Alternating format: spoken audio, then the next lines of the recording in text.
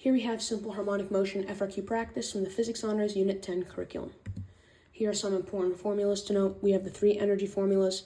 Keep in mind that GPE formula and EPE formula will only be used specific to the certain scenario given on the FRQ. The gravitational potential energy formula will be used in a mass and string system where a mass is suspended from a string undergoing simple harmonic motion like a pendulum swinging back and forth.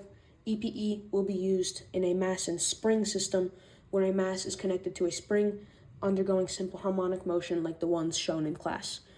On your reference sheet, you should be seeing EPE equals kx squared divided by 2. We are replacing the x displacement variable with a for amplitude, which is basically the same thing, only relevant to the simple harmonic motion physics unit. Here we have the period formula. On your reference sheet underneath simple harmonic motion, you should be seeing two of each formulas for period and frequency. Again, this is like the same thing with GPE and EPE. Each formula is only relevant to a certain sort of scenario. So this one is relevant to the spring and mass system. Scenario: a 0.5 kilogram mass is attached to a horizontal spring which undergoes simple harmonic motion. The graph of KE is shown below. So in this FRQ, we are going to be working with a mass and spring system. We can completely ignore the GPE formula and anything else that is irrelevant to the mass and spring system. Part A asks us to draw the graph of the total energy and potential energy of the system. This should be fairly simple, as the total energy will always be the same. The line is shown in red. The elastic potential energy will be a reflection of the kinetic energy, which is the parabola in green. This is due to the law of conservation of energy. So if we take any point on the same x position from each parabola, these two values should always add up to the total amount of energy. This is due to the law of conservation of energy. Again, no energy is being created nor destroyed in this system. Just a quick note on drawing your parabola.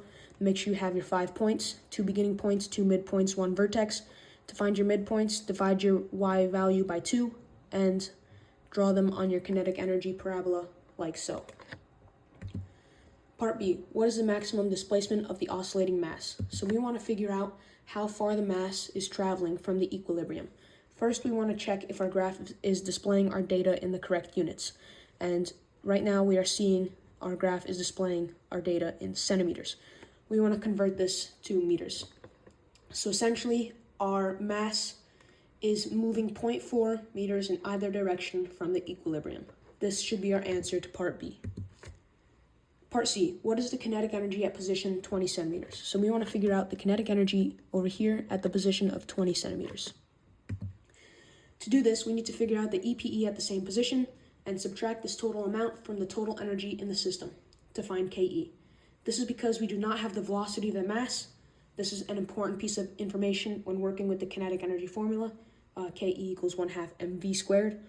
And we do not have this value.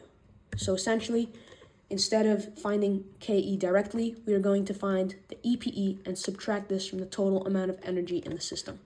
Before we do that, the EPE formula requires the value for the spring constant. We do not have that, so instead we are going to calculate that separately.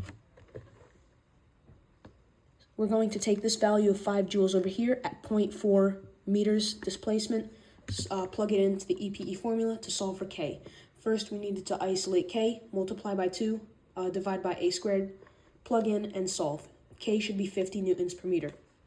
This is an important piece of information, something important to know how to do for the upcoming FRQ, as I'm sure this will be asked on the exam. Moving on, now that we have the spring constant, we can solve for the EPE at the mass's position of 2 meters. So now that we solved for the spring constant using this values over here, we can solve for the EPE at this position. We are just using the EPE formula, plugging in and solving. This is fairly simple. Plug into your calculator. You should get 1 joule.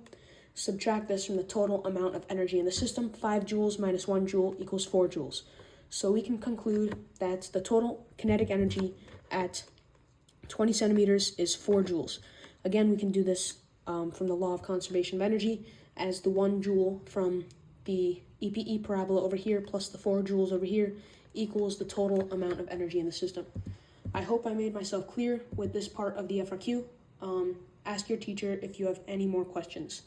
So moving on to part D, we are asked what is the potential energy at the position of 20 centimeters. So we just did this on the previous part of the FRQ. We just solved for EPE at that certain position once we found out what the spring constant was, and we got 1 joule. So if this was a mass on a hanging string, so if this was a different scenario, not a spring, we should be using the GPE formula instead of EPE. I just wanted to make that clear, since both FRQs will be fairly similar depending on what sort of scenario you get. So part E, we want to figure out what the period of oscillations is. This is fairly simple. Just make sure you use the right formula depending on your scenario from the formula sheet, plug in and solve. Make sure you plug into your calculator correctly and know that period is represented by time, which will be in seconds. Conclusion. Today you learned how to show your work on each part of the Unit 10 Simple Harmonic Motion FRQ. Make sure you understand how to use the formulas and make sure you plug into your calculator correctly. Use this information to completely and correctly complete the FRQ on the upcoming exam. Please reach out to your teacher if you have any remaining questions. Thank you.